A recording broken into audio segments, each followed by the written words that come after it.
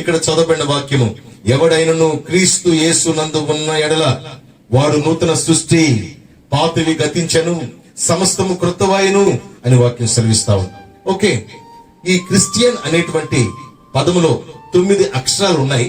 ఈ 9 అక్షరాల్లో ఒక్కొక్క అక్షరాన్ని మనం జ్ఞాపకం చేసుకుందాం. ఫస్ట్ అక్షరం క్రిస్టియన్ లో సి. సి అంటే ప్రియదేవులారా, కాన్సిక్రేటెడ్ బై క్రైస్ట్. దాని అర్థం ఏంటి తెలుగులో అనంటే, క్రీస్తు చేత పవిత్ర పరచబడిన వారు అని అర్థం. దేవునికి స్తోత్రం. క్రీస్తు యేసు ఎవరు అనంటే మానవులను పవిత్రపరచువాడు అని అర్థం. దేవునికి స్తోత్రం కలుగుగాక. మనుషులు పైన శుభ్రం చేసుకోగలరు గాని మనుషులు లోపల శుభ్రం చేసుకోలేరు. మరి పైన శుభ్రం చేసేది మనుషులైతే, అదే రీతిగా లోపల శుభ్రం చేసేది ఎవరు అని ఆలోచిస్తే, నిన్ను నన్ను సృజించిన సృష్టికర్త అయినటువంటి, పుట్టించినటువంటి దేవాతి దేవుడు, సృష్టికర్త, ప్రాణము మనకు పెట్టిన ప్రాణదాత, ఆయన పేరే నజరేయుడైన యేసు. దేవునికి స్తోత్రం కలుగుగాక. ఇక్కడ కాన్సిక్రేటెడ్ బై క్రైస్ట్ అని అంటే అర్థము క్రీస్తు చేత పవిత్ర పరచబడిన వారు అని అర్థం. మనము ప్రియదేవుడా పైన ఏ రీతిగా శుభ్రముగా ఉన్నామో అదే రీతిగా మన హృదయం, మన ఆలోచన, మన తలంపులు, మన తీర్మానములు, మన యొక్క సమర్పణ అన్ని కూడా ప్రియదేవుడా దేవునికి మహిమకరముగా, ఇష్టముగా, లోకములో ఎవరు కూడా వేలు పెట్టి చూపించటకు, ఆ యొక్క ఒక్క చిన్న పొరపాటులో కూడా, పాపములో కూడా, లోకములో ఏహపరిచేటువంటి ఏ విషయంలో కూడా లోకము మనను నిందించకుండా, నేరారోపణ చేయకుండా నీవు ఉండగలగాలి అని అంటే క్రీస్తు చేత పవిత్ర పరచబడాలి. దేవునికి స్తోత్రం కలుగుగాక. హల్లెలూయా. రెండవదిగా హెచ్, రెండవ అక్షరము హెచ్. హెచ్ అంటే హీల్డ్ బై క్రైస్ట్. దాని అర్థం ఏంటండి? క్రీస్తు చేత స్వస్థపరచబడిన వారు అని అర్థం. యేసు క్రీస్తు ప్రభు నీ యొక్క శరీర జీవితమే కాని, ఆత్మీయ జీవితమే కాని, భవిష్యత్ జీవితమే కాని, భూమి మీద నీకున్నటువంటి దినములంతా కూడా నిన్ను ప్రతి విషయంలో మరుగున పడినటువంటి స్థితిలో కాకుండా, ఒక ఇబ్బందిలో, ఇరుకులో, రోగములో, శోధనలో, మరణకరమైన పరిస్థితిలో, దిగజారిన పరిస్థితిలో, ఓడిపోయిన స్థితిలో, నిస్సహాయ స్థితిలో నీవు ఉండే వ్యక్తివి కాకుండా ప్రతి విషయంలో కూడా నీవు స్వస్థపరచబడిన వ్యక్తివిగా దేవాతి దేవుడు నిన్ను స్థిరపరుస్తాడు. అంటే ఉండేటువంటి బంధించబడినటువంటి ఆ పరిస్థితుల నుంచి అతను విడుదల పొంది ఉండుట, దానినే స్వస్థపరచబడుట. ఈ రోజుల్లో నా ప్రియమైన దేవుడులారా, చాలా మంది కూడా ప్రియ దేవుడులారా యేసు క్రీస్తు ప్రభువును చేర్చుకోనందువలన, యేసు క్రీస్తు ప్రభు ఇచ్చేటువంటి స్వస్థత వారు ఆశించనందువలన, వారు ఇష్టపడనందువలన ఈ రోజుల్లో చాలా మంది ప్రియ దేవుడులారా అస్వస్థతలో, వేదనలో, కష్టములో, కడగండ్లలో, శోధనలలో, రోగములో, ఒంటరి స్థితిలో, నలిగిపోయిన, చితికిపోయిన స్థితిలో, నిస్సహాయ స్థితిలో ఉంటూ ఉన్నారు. కనుక ప్రియదేవుడా ఇక్కడ ప్రభు చెప్తున్నాడు, ఈ క్రిస్టియన్ అనంటే హీల్డ్ బై క్రైస్ట్, క్రీస్తు చేత స్వస్థపరచబడిన వారిగా ఉండాలంటాడు. దేవునికి స్తోత్రం. ఇకపోతే మూడవ అక్షరం ఆర్. ఆర్ అంటే రిడీమ్డ్ బై క్రైస్ట్. దేవునికి స్తోత్రం. అంటే దాని అర్థం ఏంటండి? క్రీస్తు చేత విమోచించబడిన వారు అని అర్థం. దేవునికి స్తోత్రం కలుగుగాక. క్రీస్తు చేత మనం విమోచించబడాలి. ఇది మన జీవితానికి దేవుడిచ్చిన గొప్ప ధన్యత. దేవునికి స్తోత్రం కలుగుగాక. ఏదైతే నిన్ను ఇబ్బంది అనేటువంటి కొలిమిలో నిన్ను దాచిపెట్టిందో, ఇబ్బంది అనేటువంటి సమస్య శోధనలో నిన్ను మరుగు చేసిందో, కప్పివేసిందో, ఎలాంటి గుప్పిట్లో నీవు దాచబడి ఉన్నావో, కానీ ఇక్కడ ప్రభు అంటాడు నీకు విమోచన నేను కలుగు చేస్తాను అని అంటాడు. దేవునికి స్తోత్రం. విమోచన. దేవునికి స్తోత్రం. విమోచన అంటే నీవు విడుదల పొందలేని స్థితిలో నీవు బైండ్ ఓవర్ అయిపోయి, నీవు లోబడిపోయి, ఇంక నిన్ను విడిపించేటువంటి వారు ఎవరు లేరు, ఇక నా జీవితం ఇంతే, ఇంక ఎవరు కూడా ఈ జీవితాన్ని మార్చడానికి సమర్థత ఎవరికి లేదు అనే స్థితిలో నీవు ఉన్నప్పుడు ఎవరో వచ్చి నీకు విడుదల కలుగు చేస్తారే, అది విమోచన. దేవునికి స్తోత్రం. ఆ విమోచన చేసేటువంటి వారు ఎవరు? ఒక వ్యక్తి విమోచన చేయగలరా? విడుదల చేయగలరా? చేయలేరండి. ప్రతి ఒక్క మనుషుడుగా పుట్టిన ప్రతి ఒక్కరు ఈ లోకంలో ఏదో ఒక సమస్యతో బంధించబడి, ఏదో ఒక సమస్యకు లోపరచబడిన వారై ఉంటారు. అయితే ఈ లోకంలో బంధించబడినటువంటి ఎవరినైనా కానీ విడుదల చేయటకు శక్తి ఎవరికున్నది అనంటే, మానవుడు కాకపోయినా మహిమను విడిచిపెట్టి మానవ దేహాన్ని ధరించుకొని భూమి మీదకు వచ్చి నీ కొరకు నా కొరకు మానవులు చూపలేని ప్రేమ, మానవులాంటి వానిగా వచ్చి చూపినటువంటి ప్రేమ, అది ఎంత భయంకరమైన పరిస్థితుల్లో నీవు చిక్కుకున్నా ఆ భయంకరమైన చిక్కుకున్న పరిస్థితుల నుంచి నీకు విడుదల కలుగు చేసే సమర్థత, శక్తి ఎవరికి ఉన్నది అనంటే భూమి మీదకి నరవతారిగా శరీరధారిగా వచ్చిన నజరేయుడైన యేసుకు మాత్రమే ఉంది. ఆయన మాత్రమే విమోచిస్తాడు. క్రిస్టియన్ అనేటువంటి, క్రైస్తవుడు అనేటువంటి వారు ప్రియదేవుడా మొట్టమొదటిగా పవిత్రపరచబడిన వారిగా ఉంటారు. రెండవదిగా శరీర విషయంలో, ఆత్మ విషయంలో స్వస్థత పొందిన వారిగా ఉంటారు. మూడవదిగా పాపము ఈ లోకములో ఇంకా నీ జీవితం మరొక జన్మ లేదు, ఇంకొక స్థితికి, ఇంకొక అభివృద్ధికి, ఇంకొక జీవితానికి నీ ప్రయాస ఫలభరితంగా ఉండుట కొరకు నీవు చేసే ఏ ప్రయాస కూడా ఇక నీకు లేదు, ఇక నీ జీవితం క్లోజ్ అనేటువంటి స్థితిలో నిన్ను తప్పిస్తారే విమోచన, అది కూడా యేసుక్రీస్తు ప్రభువుని అంగీకరించుట ద్వారా, నీవు ఆయనను నింపుకున్నట ద్వారా, నీవు ఆయనను అంగీకరించడం ద్వారా, నింపుకున్నట ద్వారా, ఆయన వెంబడించడం ద్వారా నీవు విమోచన పొందుతావు. దేవునికి స్తోత్రం కలుగుగాక. దాని తర్వాత ఐ అంటే ఇల్యూమినేటెడ్ బై క్రైస్ట్, అంటే క్రీస్తు చేత ప్రకాశింపబడిన వారు. దేవునికి స్తోత్రం.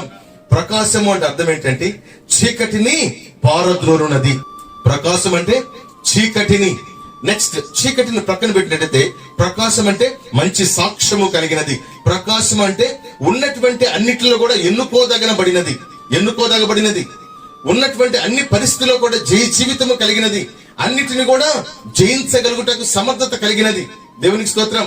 ఈ రీతిగా చెప్పుకుంటూ పోతే ఒక ప్రత్యేకత, ఒక మాదిరి, ఒక నైపుణ్యత, ఒక అనేకులు విశ్వసించుటకు ఒక నిజ స్వరూపమైనటువంటి ఒక మాదిరికరమైన స్థితి మన జీవితాల్లో కనబడాలి. ఇందుకే ఐ అంటే ఇల్యూమినేటెడ్ బై క్రైస్ట్, క్రీస్తు చేత ప్రకాశింపబడుట. యేసుక్రీస్తు ప్రభువారు కూడా తన శిష్యులకు చెప్పాడు. యేసుక్రీస్తు ప్రభువారు కొండ మీద ప్రసంగిస్తూ మత్తయి సువార్తలో చెప్పాడు. యేసుక్రీస్తు ప్రభువారు అనేక పరిస్థితుల్లో అనేకుల మధ్యలో చెప్పాడు. ఏమని చెప్పాడు? నేను లోకమునకు వెలుగై ఉన్నాను అన్నాడు. దేవునికి స్తోత్రం. మనము కూడా లోకమునకు వెలుగై ఉండాలి. అందుకే ప్రభు అన్నాడు, నేను లోకమునకు వెలుగై ఉన్నట్లుగానే మీరు కూడా లోకమునకు వెలుగై ఉండాలి అని అంటాడు. దేవునికి స్తోత్రం కలుగుగాక.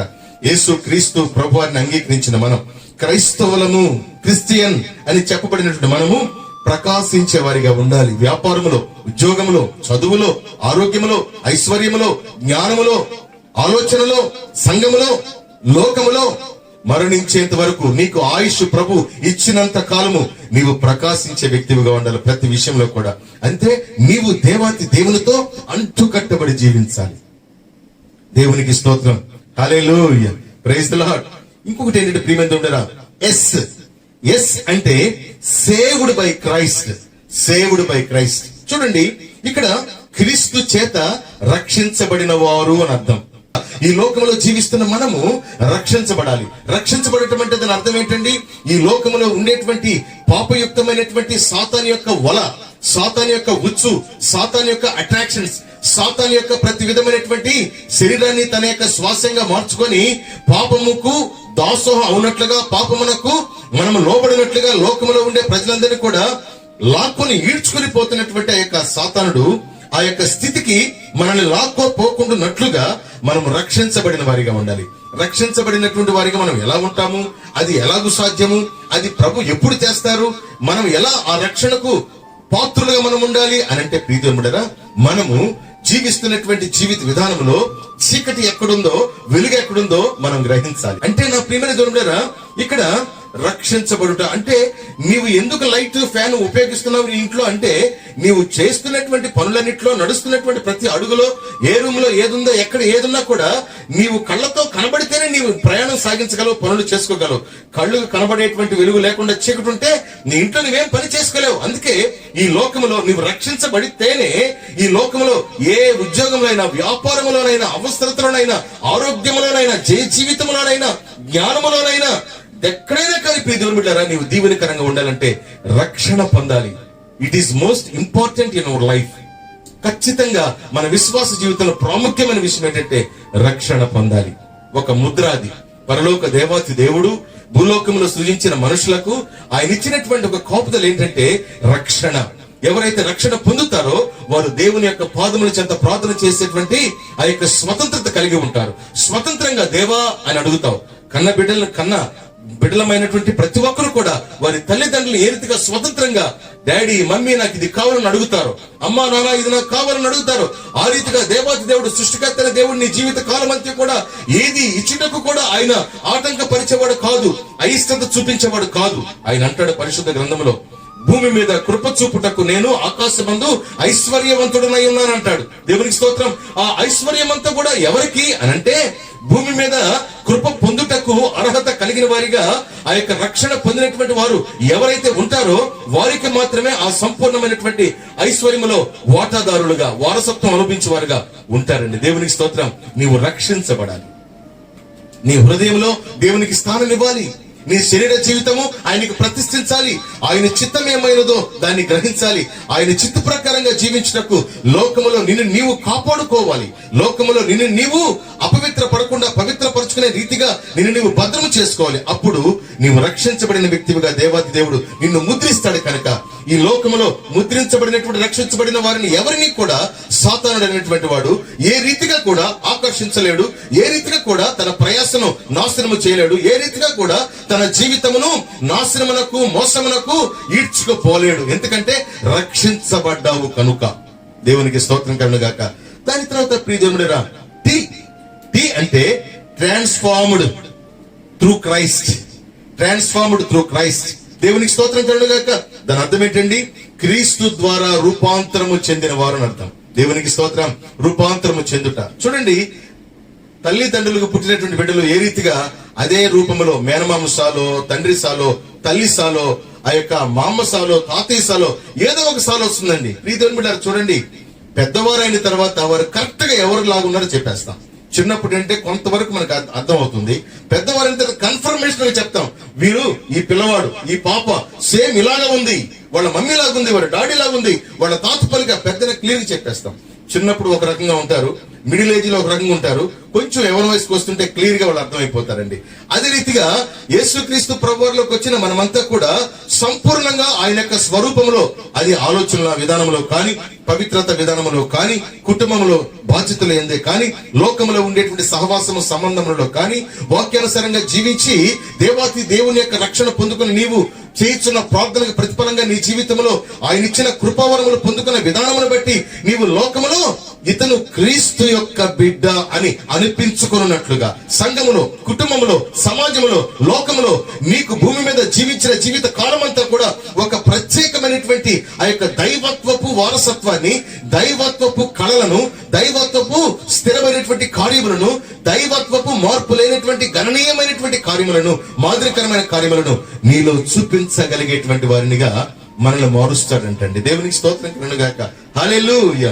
ఆ యొక్క మాటలో టీలో ట్రాన్స్ఫార్మ్డ్ త్రూ క్రైస్ట్, దేవుని యొక్క క్రీస్తు యేసు యొక్క రూపాంతరంలోనికి మనము మార్పు చెందిన వారిగా బ్రతకాలని, లేకపోతే క్రైస్తవులము అని చెప్పుకుంటకు అర్హత మనకు లేదు. దేవునికి స్తోత్రం కలుగుగాక. దాని తర్వాత ప్రియమైన దేవుడా, ఏ అంటే అనాయింటెడ్ ఆఫ్ క్రైస్ట్. దేవునికి స్తోత్రం కలుగుగాక. అనాయింటెడ్ ఆఫ్ క్రైస్ట్ అంటే క్రీస్తు యొక్క అభిషేకం పొంది ఉండాలి. దేవునికి స్తోత్రం.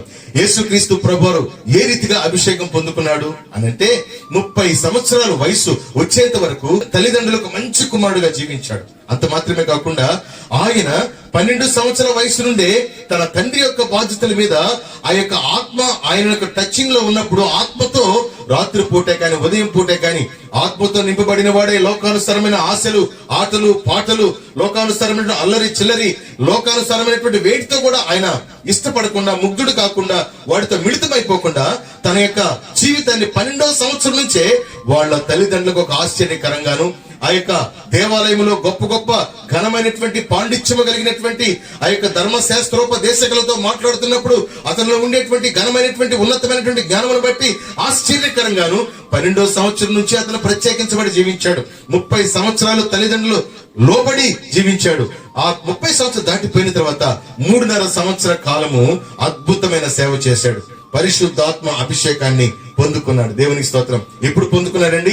30 సంవత్సరాలు కంప్లీట్ అయిన తర్వాత, యోహాను చేత బాప్తిస్మం తీసుకున్న తర్వాత, ఆత్మ చేత నింపబడి అరణ్యమునకు కొనిపోబడి, కొనిపోబడిన తర్వాత 40 దినములు ముగిసిపోయిన తర్వాత అక్కడ ప్రియ దేవుని బిడ్డలారా ఆ యొక్క బాప్తిసం తీసుకొని యోర్దాను నది నుంచి బయటకు వచ్చినప్పుడు పరిశుద్ధాత్మ పౌరం వలె అతని భుజం మీద వాలినప్పుడు అప్పటి నుంచి ఆత్మతో నింపబడినటువంటి ఆయన ఆత్మ చేత కొనిపోబడిన తర్వాత 40 పగళ్ళు 40 రాత్రులు ఉపవాసం ఉండిన తర్వాత ఆయన ప్రజల్లోనికి వచ్చి అద్భుతమైన కార్యాలు చేశాడు.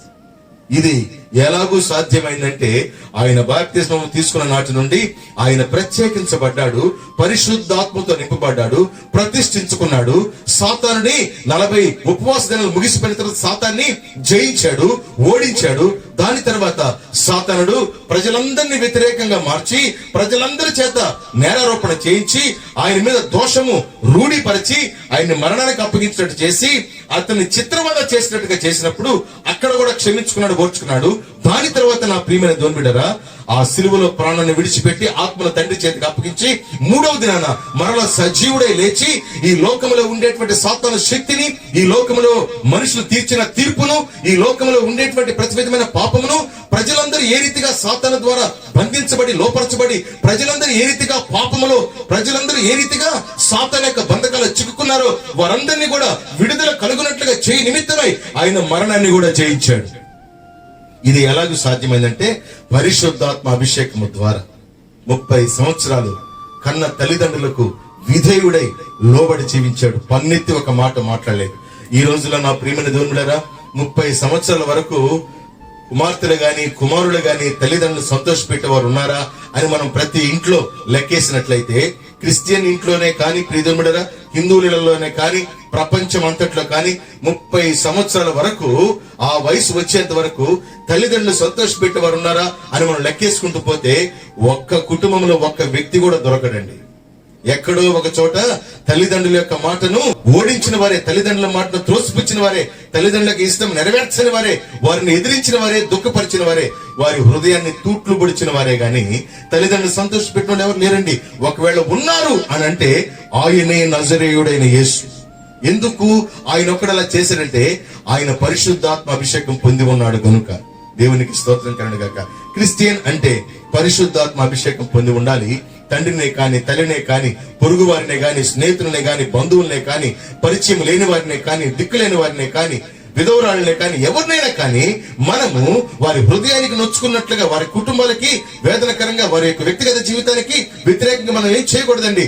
ఒకవేళ మనకు హాని తలపెట్టే వాళ్ళైతే వారిని క్షమించి దేవుని ఎదుట వారిని అప్పగించి, దేవా వారు నాకు హాని పెట్టేవారిగా ఉన్నప్పటికీ కూడా నేనైతే వారికి హానికరంగా ఉండేవాడిని కాదు ప్రభా, నన్ను క్షమించిన ప్రభా, నాకు నువ్వు వారికి నీవే తీర్చు ప్రభా అని వారిలో ఉండేటువంటి హృదయాన్ని, వారిలో ఉండేటువంటి వాక్యానుసారమైనటువంటి రక్షణ జీవితాన్ని వారు పాడు చేసుకోకుండా వారు ప్రతిష్ఠితులై, వారు దేవునికి విధేయులై, వారు వాక్యముతో అలంకరించబడిన వారై జీవించుటకు ప్రతిష్ఠించుకొని ఆయన పిలుపులకు ఎదురు చూసేటువంటి వారంతా కూడా నా ప్రియమైనది ఉండగా పరిశుద్ధాత్మ అభిషేకం పొందినవారు.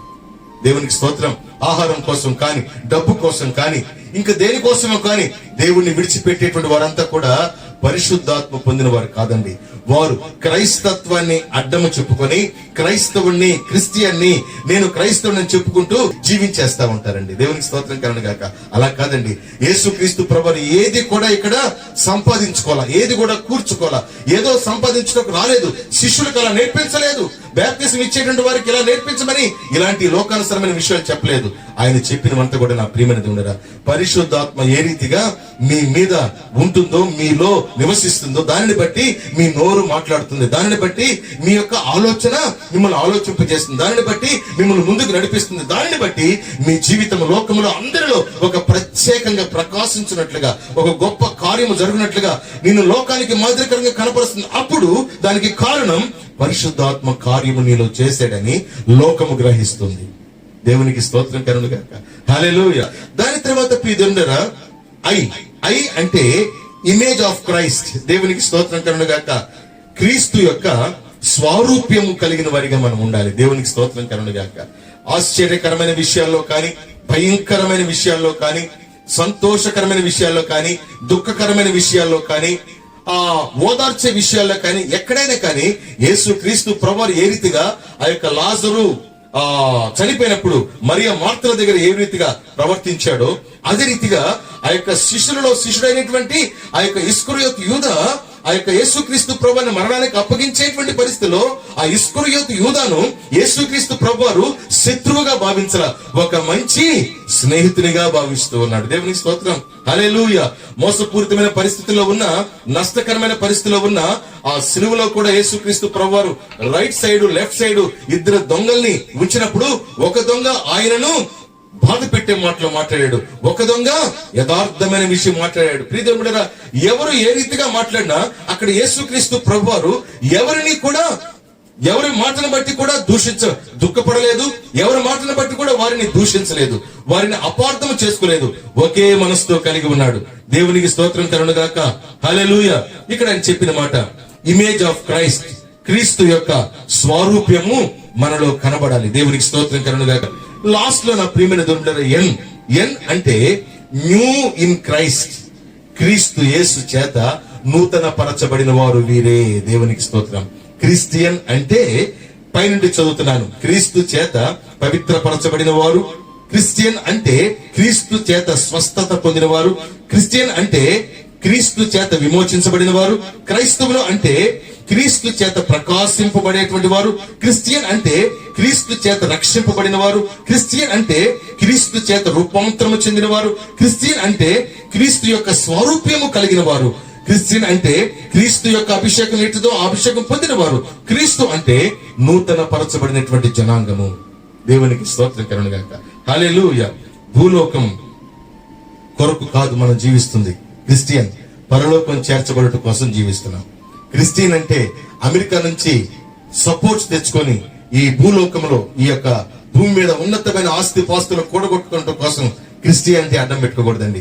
మనం పరలోకం వెళ్ళటం కోసం క్రిస్టియానిటీ కలిగి ఉండాలి.